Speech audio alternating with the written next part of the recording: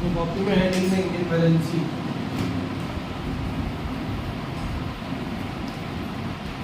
Valency क्या होता है? तो वैलेंसी, और हमेशा कंफ्यूज रहते हैं वैलेंस इलेक्ट्रॉन्स। वैलेंसी और वैलेंस इलेक्ट्रॉन्स क्या होते हैं? The number of electrons present in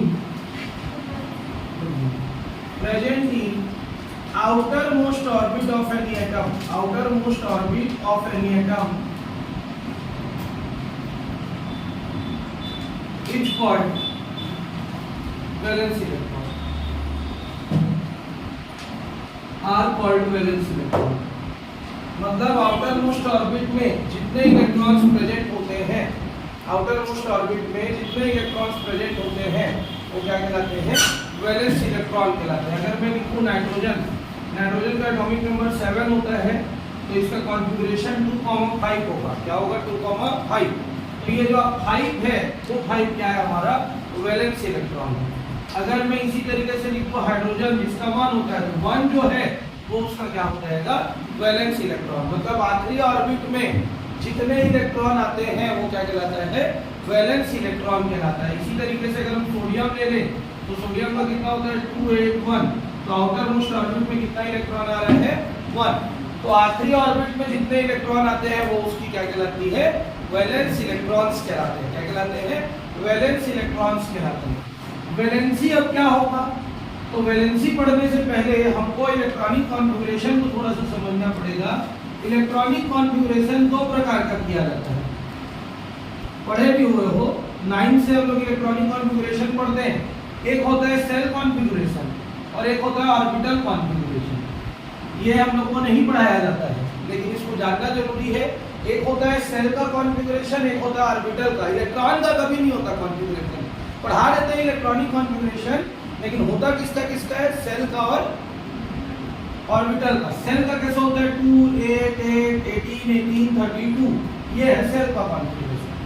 और ऑर्बिटल का क्या होता है? 1s2, 2s2, 2p6, 3s2, 3p6, 4s2, 3d10। इस तरीके से ये किसका कॉन्फ़िगरेशन कहलाता है? ऑर्बिटल का। क्योंकि s p d f ये क्या है? ऑर्बिटल्स है। तो जब ऑर्बिटल को तोड़ेंगे तो वो ऑर्बिटल कॉन्फ़िगरेशन कहलाता है। और जब हम लोग सेल को तोड़ेंगे, k cell, l cell, m cell, n cell, l cell 2 part में डिवाइड हो जाता है, m सेल 2 पार्ट में डिवाइड हो जाता है। तो ये तुम्हारा क्या कहलाएगा? ऑर्बिटल सेल कॉन्फ़िगरेशन कहलाएगा। तो जब हम लोग इलेक्ट्रॉनिक कॉन्फ़िगरेशन किसके बेसिस पे करते हैं? सेल के बेसिस पे करते हैं।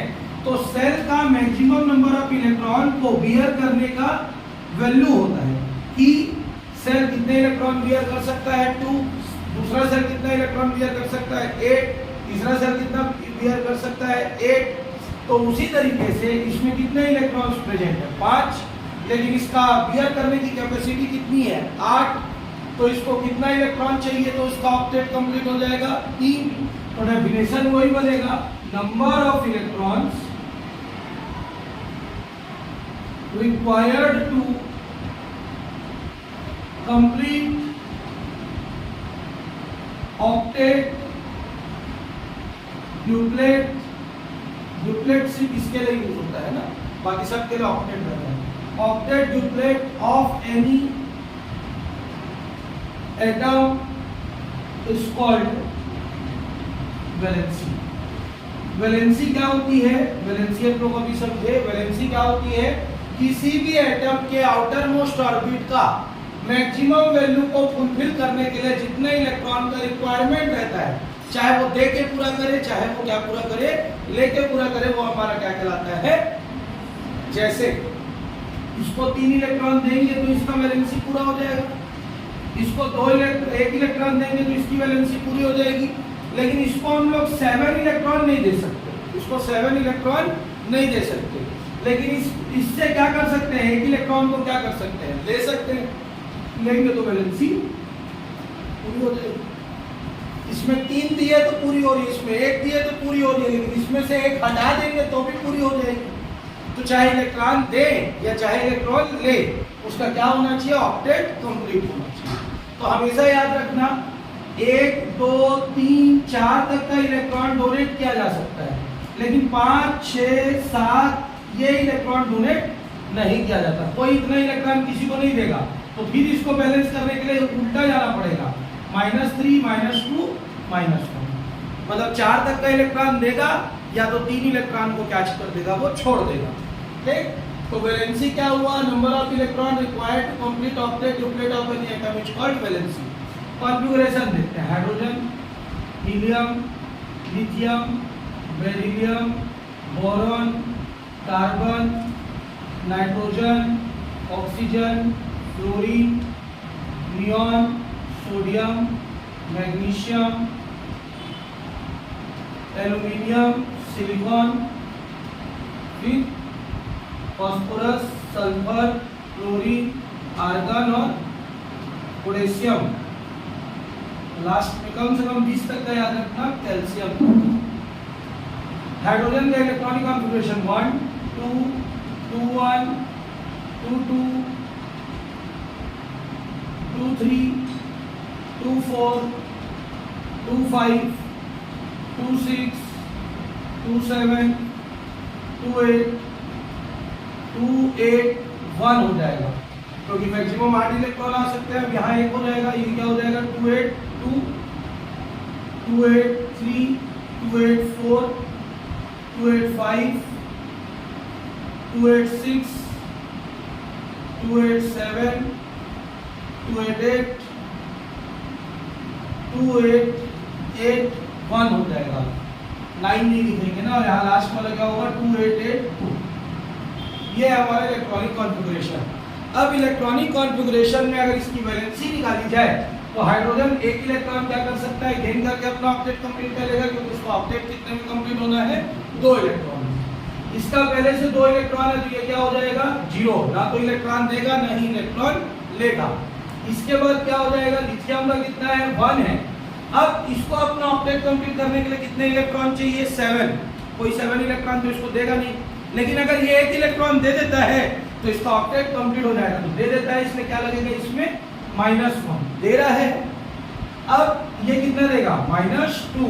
ये कितना देगा? -3। इसका कितना होता है? +4 -4 दोनों होता है। 4 इलेक्ट्रॉन दे भी सकता है इक्वल एनर्जी, और 4 इलेक्ट्रॉन ले भी सकता है।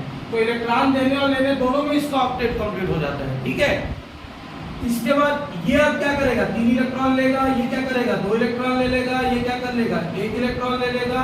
ये एक भी इलेक्ट्रॉन नहीं लेगा, क्योंकि इसका ऑक्टेट कंप्लीट है।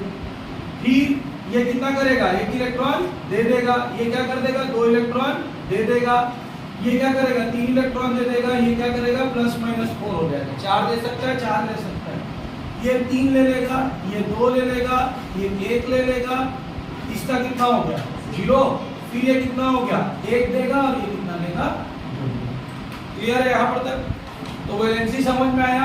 प्लस से 0 की तरफ जाता है, फिर 0 से माइनस की तरफ जाता है, फिर माइनस से प्लस की तरफ जाता है। ठीक, क्लियर है यहाँ पर तक? समझ में आया कि नहीं आया वैलेंसी? लेकिन साइन को याद मत रखना। प्लस साइन मतलब देगा, मतलब एक्सेप्ट कर रहा है, और माइनस साइन मतलब क्या कर रहा है?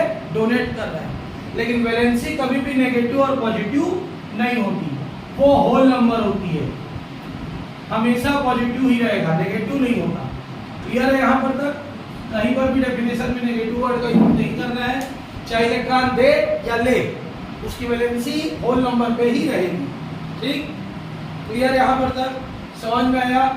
अब वैलेंसी अगर हम लोग ग्रुप में देखें, ऊपर से नीचे जाएगी अगर, तो hydrogen, lithium, sodium, potassium, rubidium, caesium, francium, ये जैसे ये एक ग्रुप हो गया। इस ग्रुप में देखो हाइड्रोजन का कितना आया? 1, लिथियम का कितना आया? 1, सोडियम का कितना आया? 1, पोटेशियम का कितना आया? 1। तो सबकी वैलेंसी क्या दिख रही है? ऊपर से नीचे जाने पर कॉमन दिख रही है। तो ग्रुप में जब हम लोग ऊपर से नीचे मूव करते हैं तो वैलेंसी में कोई भी चेंज नहीं होता। वैलेंसी क्या रहती है? फिक्स्ड रहती है। हर ग्रुप की वैलेंसी अलग अलग है, हर ग्रुप की वैलेंसी अलग अलग है। ठीक, वैसी सेकंड ग्रुप का देख लो तुम लोग। सेकंड ग्रुप में क्या आता है? बेरिलियम कितना हो गया? 2। बेरिलियम के बाद नीचे में क्या आएगा? मैग्नीशियम कितना हो गया? 2। फिर कैल्शियम 2। क्लियर है यहाँ पर तक? एक ग्रुप का एक ही वैलेंसी होता है। अगर हम लोग लास्ट वाला को देख रहे तो हीलियम का कितना होता है 0, नियॉन का कितना होता है 0, आर्गन का कितना होता है 0, सबका वैलेंसी सेम रहेगा। तो one group has one valency. तो यहाँ पर हम लोग लिखेंगे पीरियोडिसिटी, पीरियोडिसिटी में लिखेंगे no change in valency when we move from up to down in a group, up to down in a group। अगर एक ग्रुप में ऊपर से नीचे जाए तो वैलेंसी में कोई भी चेंज नहीं होता। But when we move left to right, first valency decreases,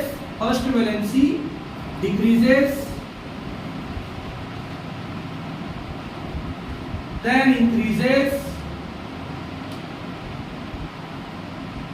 then again decreases। अगर हम लोग लेफ्ट टू राइट जाते हैं तो सबसे पहले वैलेंसी कम होती जाती है, फिर बढ़ती जाती है, फिर कम होती जाती है। जैसे हाइड्रोजन के बाद हीलियम 1 से 0 हुआ, कम हुआ। लिथियम वाला लाइन में 10 स्टॉप होता है तो 1 2 3 4 हुआ, फिर 4 के बाद देखो 3 2 1 0 हुआ। क्लियर? अगर हम लोग सोडियम वाला लाइन में देखा तो 1 2 3 4 हुआ, फिर 3 2 1 0 हुआ। तो लेफ्ट टू राइट मूव करने पर वैलेंसी सबसे पहले डिक्रीज होती है, फिर इंक्रीज होती है, फिर डिक्रीज होती है। ठीक? क्लियर? समझ में आया कि नहीं आया वैलेंसी? तो वैलेंस इलेक्ट्रॉन का डेफिनेशन पहले लिखना, फिर वैलेंसी का डेफिनेशन लिखना, फिर उसकी पीरियोडिसिटी को लिखना। ये जरूरत नहीं है, फोटो खींच के उसको रख सकते हो, जरूरत नहीं है उसका। क्लियर नहीं होगा, इससे अच्छा अभी पढ़ लो। ऑक्सीडेशन स्टेट, ऑक्सीडेशन स्टेट क्या होता है कोई बताओगे? पीछे के दोनों में से यार लोग बताओ क्या होता है ऑक्सीडेशन स्टेट? नहीं पता।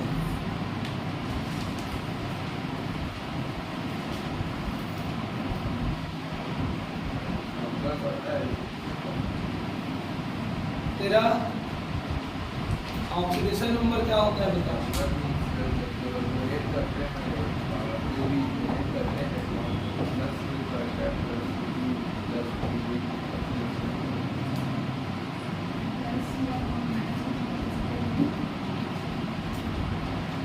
ऑक्सीडेशन स्टेट और ऑक्सीडेशन नंबर एक ही चीज है, दोनों में कोई डिफरेंस नहीं है।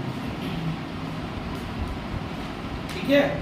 ऑक्सीडेशन नंबर हम लोग कैलकुलेट करते हैं, ऑक्सीडेशन स्टेट डिनोट करते हैं। आंसर वही आना है किसी भी चीज का।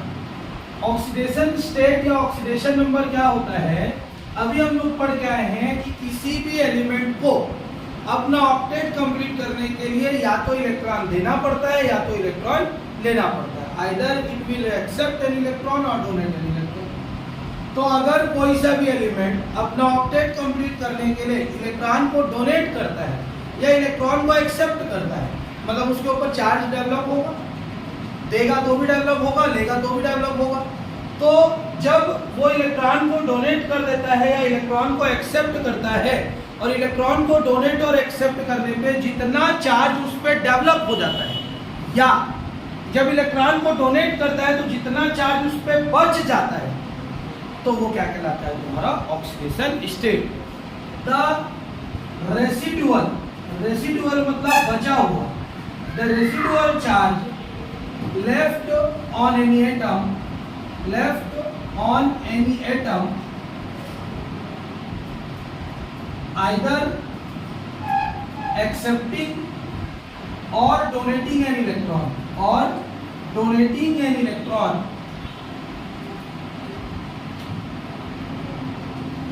is called its oxidation state। Clear है कि नहीं है? क्लियर? हाँ, डोनेटिंग होगा, कैसे होगा? सोडियम क्या होता है 2 8 1। अब इसको ऑक्टेट कंप्लीट करने के लिए कितना इलेक्ट्रॉन डोनेट करना है? 1 इलेक्ट्रॉन डोनेट करना है।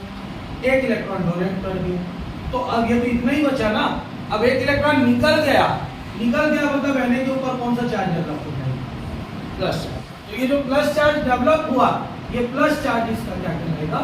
ऑक्सीडेशन स्टेट कहलाएगा या ऑक्सीडेशन नंबर कहलाएगा। तो कितना आएगा इसका ऑक्सीडेशन नंबर? +4।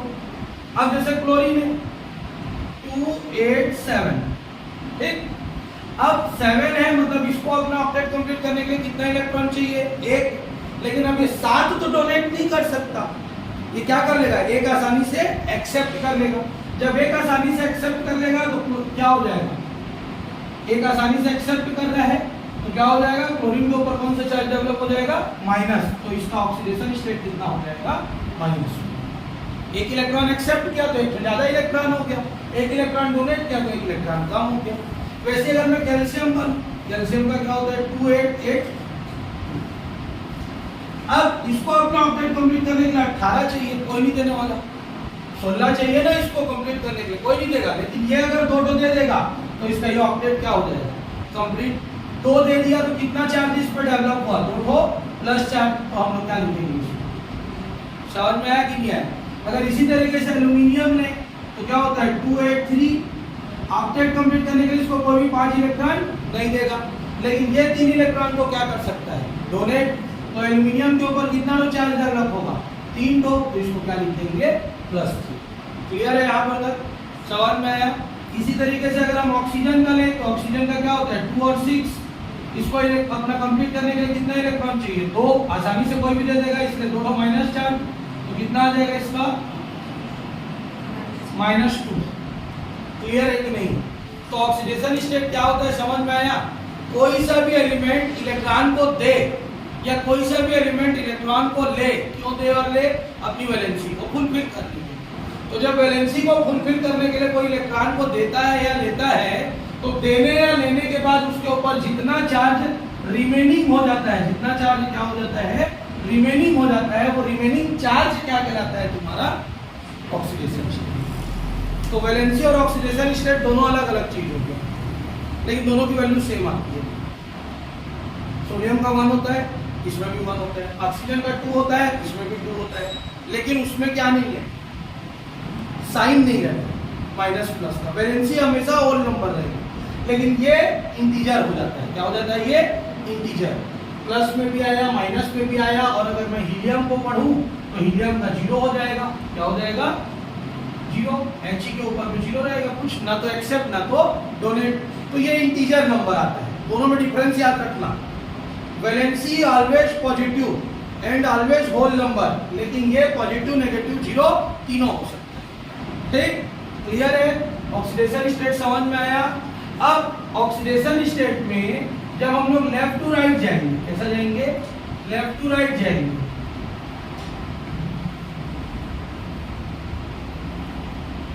तो कैसा दिखेगा ऑक्सीडेशन स्टेट? इसका कितना होगा? +1 +2 +3 +4 -4 -3 -2 -1 0। तो लेफ्ट टू राइट में वैलेंसी ऑक्सीडेशन स्टेट बढ़ता जाता है और बढ़ने के बाद क्या होता जाता है? कम होता है। उसमें क्या पढ़े थे? कम होता है, बढ़ता है, कम होता है। लेकिन इसमें क्या पढ़ रहे हैं? बढ़ता जाता है और कम हो जाता है। कब? Left to right. लेकिन जब ऊपर से नीचे जाएंगे, ऊपर से क्या जाएंगे? नीचे जाएंगे, तो ऊपर से नीचे जाने पर ऑक्सीडेशन स्टेट कभी भी चेंज नहीं, सेम टू सेम रहता है। मतलब वैलेंसी और ऑक्सीडेशन स्टेट का ऊपर से नीचे वाली प्रॉपर्टी सेम है। कौन सी प्रॉपर्टी डिफरेंट है? Left to right. ठीक? तो अगर हम लोग पीरियोडिक टेबल में ग्रुप का ऑक्सीडेशन स्टेट को रटें या याद करें, रिमेंबर करें, तो कैसे रिमेंबर करेंगे? ये हमारा पीरियोडिक टेबल है, ये S ब्लॉक है, ये P ब्लॉक है, ये D ब्लॉक है। इसका तो हमको सबका ऑक्सीडेशन नंबर निकालना पड़ता है, अलग अलग आता है। तो इसको छोड़ दो। इसका कितना होता है? पहले ग्रुप का +1, दूसरे ग्रुप का +2, लास्ट वाले का 0, उसके पहले वाले का -1 -2 -3 4, और ये कितना हो जाएगा? +3। ये तुमको रखना है। पहले ग्रुप के सारे एलिमेंट का ऑक्सीडेशन स्टेट कितना होता है? +1। दूसरे ग्रुप का ऑक्सीडेशन स्टेट कितना होता है? +2। लास्ट वाले ग्रुप का कितना होता है? 0। और हाइड्रोजन का कितना होता है? -1। ऑक्सीजन फैमिली का -2, नाइट्रोजन फैमिली का -3। ठीक, इसका +-4 और इसका कितना होता है +3। क्लियर? चलो पहले डेफिनेशन को लिखो ऑक्सीडेशन स्टेट का। कोई सा भी दो एग्जांपल लिख लो, एक प्लस एक माइनस वाला, फिर इसको लिखवाना। ऑक्सीडेशन स्टेट का डेफिनेशन लिखो, कोई सा भी दो एग्जांपल को लिखो, फिर इसको लिखवा दो और जल्दी करना। पीरियोडिसिटी हेडिंग देके लिखेंगे no change in oxidation state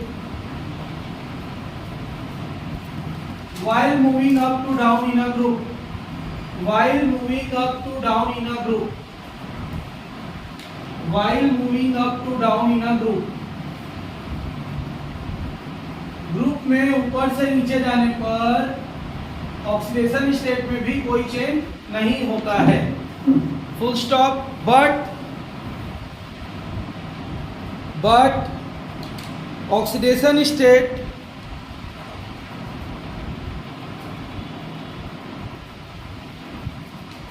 increases then decreases from left to right, from left to right in a period। जब पीरियड में हम लोग लेफ्ट टू राइट मूव करते हैं तो ऑक्सीडेशन स्टेट सबसे पहले बढ़ता है फिर कम होता है। ठीक, क्लियर यहाँ तक? चलो ऑक्सीडेशन स्टेट का रूल अब लिखेंगे, ये रूल तुमको याद होने चाहिए। पहला rule, oxidation state of first group element is +1, oxidation state of second group element ऐसा लिख लो is +2, oxidation state of 18th group element is 0, oxidation state of लिखते जाओ 17th group element is -1, oxidation state of 16th group element is -2। बस 5 याद रखते हैं, बाकी याद नहीं रखते हैं। होता बहुत सारा है लेकिन याद सिर्फ 5 ही को रखना है, इतने में ही क्वेश्चन बन जाता है कोई सा।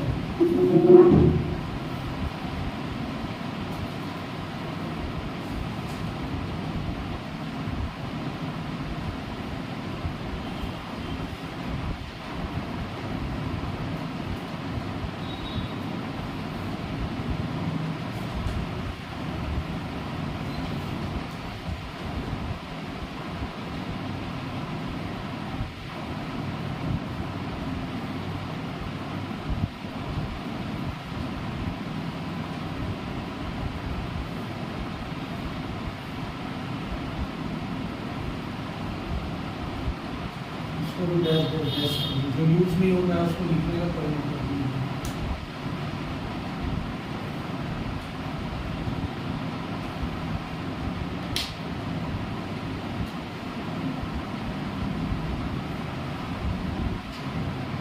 किसी भी मॉलिक्यूल का ऑक्सीडेशन नंबर को 0 लेते हैं, क्या लेते हैं? 0 लेते हैं।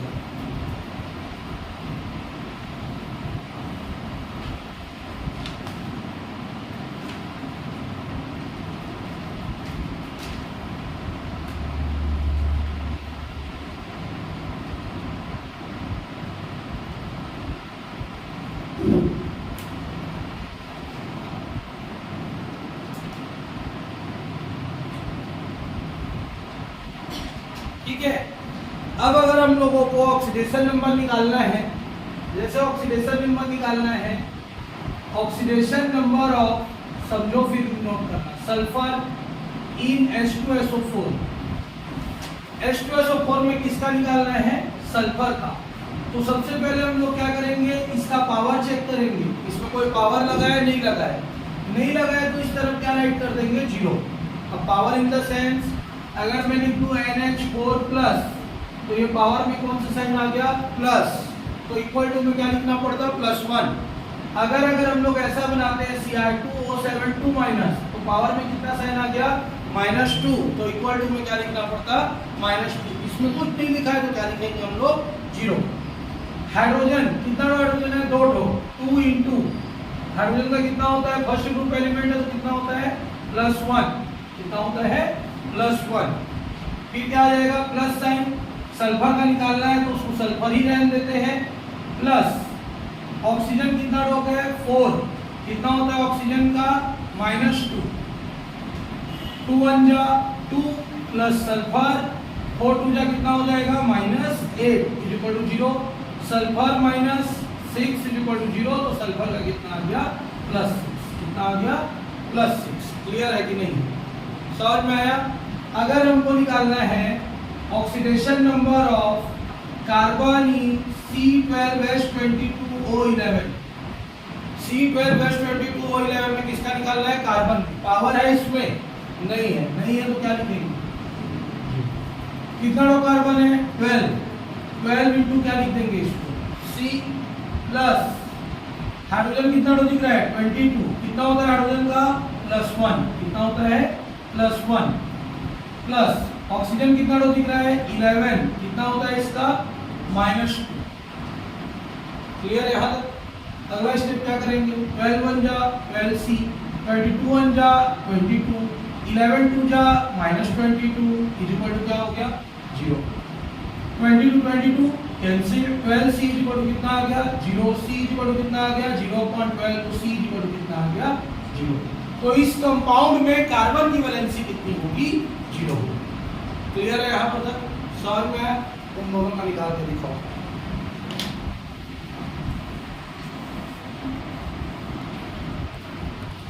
लास्ट टॉपिक है आज के लिए nuclear charge, heading topic of nuclear charge.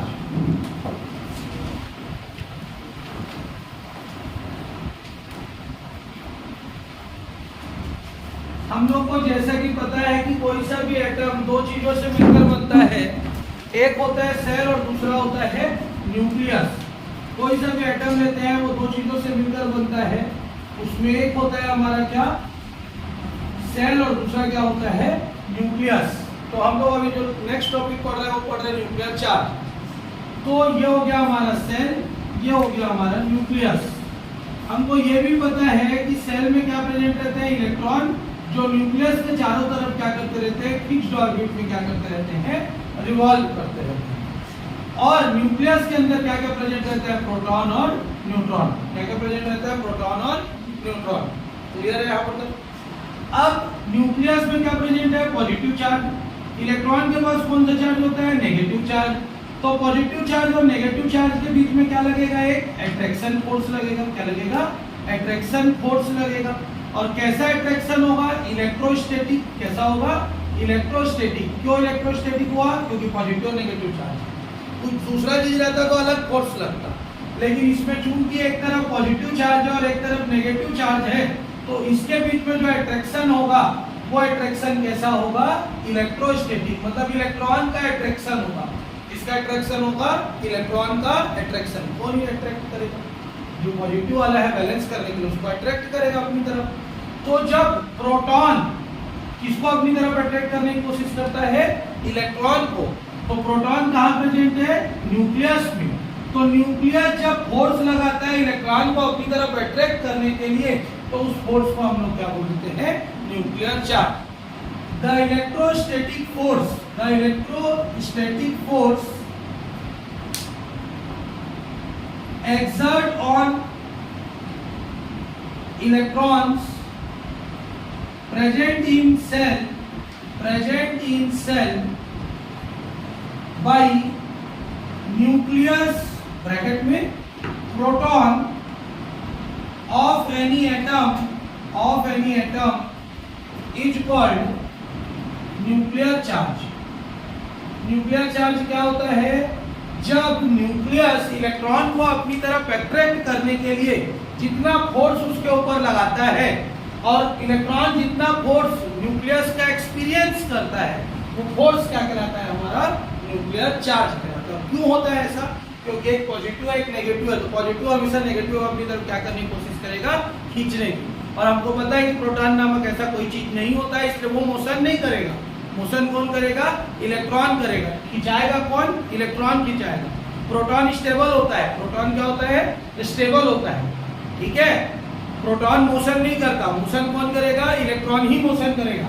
तो प्रोटॉन इलेक्ट्रॉन को जब अपनी तरफ खींचने के लिए फोर्स लगाएगा, प्रोटॉन कहाँ पे प्रेजेंट है, न्यूक्लियस में प्रेजेंट है। तो न्यूक्लियस जब इलेक्ट्रॉन को खींचने के लिए अपनी तरफ फोर्स लगाएगा तो वो फोर्स क्या कहलाता है, हमारा न्यूक्लियर चार्ज कहलाता है। अब जब हम लोग ऊपर से नीचे जाते हैं ग्रुप में ऊपर से नीचे जाते हैं तो hydrogen, lithium, sodium, potassium, number of गोला बढ़ता जा रहा है, नंबर ऑफ सेल्स बढ़ता जा रहा है, नंबर ऑफ सेल्स बढ़ता जा रहा है। तो देखो यहाँ डिस्टेंस इतना था, यहाँ पे डिस्टेंस ज्यादा हो गया, यहाँ पे डिस्टेंस और ज्यादा हो गया, यहाँ पे डिस्टेंस और ज्यादा हो गया। जैसे जैसे ऊपर से नीचे जाएंगे तो डिस्टेंस क्या होने लग रहा है, बढ़ने लग रहा है। पास में है अट्रैक्शन ज्यादा रहेगा, दूर होगा अट्रैक्शन कम होगा, और दूर होगा अट्रैक्शन और कम होगा, और दूर होगा अट्रैक्शन और कम होगा। तो ऊपर से नीचे जा रहे हैं तो क्या बढ़ता जा रहा है, डिस्टेंस, डिस्टेंस बढ़ता जाएगा तो अट्रैक्शन क्या होता जाएगा, डिक्रीज, अट्रैक्शन क्या होता जाएगा, डिक्रीज होता जाएगा। जब डिस्टेंस इंक्रीज होता है तो अट्रैक्शन क्या हो जाता है, डिक्रीज हो जाता है। तो न्यूक्लियर चार्ज क्या हो जाएगा, क्लियर है यहाँ पर तो। और न्यूक्लियर चार्ज डिक्रीज होगा मतलब आसानी से इलेक्ट्रॉन ऐड नहीं हो पाएगा, ठीक है। लेकिन जब हम लोग पीरियड में लेफ्ट टू राइट जाएंगे तो लेफ्ट टू राइट जाएंगे तो होता क्या है, हाइड्रोजन एक इलेक्ट्रॉन, हाइड्रोजन हीलियम दो इलेक्ट्रॉन, दो और एक तीन इलेक्ट्रॉन, लिथियम, बेरिलियम में कितना इलेक्ट्रॉन, 4, फिर उसके बाद क्या आ जाएगा, बोरॉन में कितना इलेक्ट्रॉन, 5, फिर क्या आ जाएगा, कार्बन में कितना इलेक्ट्रॉन, 6, फिर उसके बाद क्या आ जाएगा, नाइट्रोजन में कितना इलेक्ट्रॉन, 7 इलेक्ट्रॉन। इस तरीके से बढ़ते जाएंगे। तो हो क्या रहा है, लेफ्ट टू राइट जा रहे हैं तो क्या बढ़ रहा है, इलेक्ट्रॉन, सेल नहीं बढ़ रहा है, एक ही सेल है, 2 सेल है, 2 ही सेल है, ठीक है। तो सेल तो बढ़ा नहीं, डिस्टेंस नहीं बढ़ा, लेकिन बढ़ क्या गया, इलेक्ट्रॉन। अब ये गोला है, इसमें एक इलेक्ट्रॉन को अट्रैक्ट किया, थोड़ा सा खिंचाया, 2 इलेक्ट्रॉन आएंगे थोड़ा सा और खिंचाया, 3 इलेक्ट्रॉन आएंगे थोड़ा सा और खिंचाया, 4 इलेक्ट्रॉन आएंगे थोड़ा सा और खिंचाया। तो पहले साइज ऐसा था, इलेक्ट्रॉन बढ़ रहे हैं तो साइज क्या होता जा रहा है, डिक्रीज, साइज क्या होता जा रहा है, डिक्रीज। जब साइज डिक्रीज हो जाएगा तो उसका क्या हो जाएगा, अट्रैक्शन पावर बढ़ जाएगा। पहले ऐसे था, कम था, थोड़ा थोड़ा थोड़ा थोड़ा, जितना ज्यादा लेफ्ट टू राइट जाते हैं तो क्या इंक्रीज होता है, इलेक्ट्रॉन्स आ जाता है, क्या होता है, इंक्रीज इलेक्ट्रॉन्स, और इलेक्ट्रॉन्स इंक्रीज होते हैं तो क्या डिक्रीज हो जाता है, साइज, और साइज डिक्रीज होता है तो क्या होता है, न्यूक्लियर चार्ज इंक्रीज। फिर ज्यादा फोर्स लगा के खींचे, क्लियर है यहाँ पर तक। तो लेफ्ट टू राइट जाते हैं तो क्या बढ़ता है, इलेक्ट्रॉन्स, क्या बढ़ता है, इलेक्ट्रॉन, इलेक्ट्रॉन बढ़ेगा तो साइज क्या हो जाएगा, कॉन्ट्रैक्ट हो जाएगा, साइज क्या हो जाएगा, कॉन्ट्रैक्ट हो जाएगा, और साइज कॉन्ट्रैक्ट होगा तो क्या होगा, न्यूक्लियर चार्ज बढ़ेगा, फोर्स ज्यादा लगाएगा, पास में ज्यादा फोर्स लगता है, दूर में कम फोर्स लगता है। जब वो झुक गया तो झुकने के बाद क्या होगा, फोर्स ज्यादा एक्सर्ट करेगा। तो न्यूक्लियर चार्ज का कॉन्सेप्ट क्लियर रखना, ऊपर से नीचे जाने पर क्या होता है, डिस्टेंस बढ़ता है, अट्रैक्शन कम होता है, इसलिए न्यूक्लियर चार्ज में क्या हो जाता है, कम हो जाता है। लेकिन लेफ्ट टू राइट जाते हैं तो क्या बढ़ता है, इलेक्ट्रॉन, इलेक्ट्रॉन बढ़ेगा तो क्या कम होगा, साइज, और साइज कम होगा तो क्या इंक्रीज होगा, न्यूक्लियर चार्ज। ठीक, इसको नोट करो, फिर इसका थ्योरी लिखो, नोट करो न्यूक्लियर चार्ज को।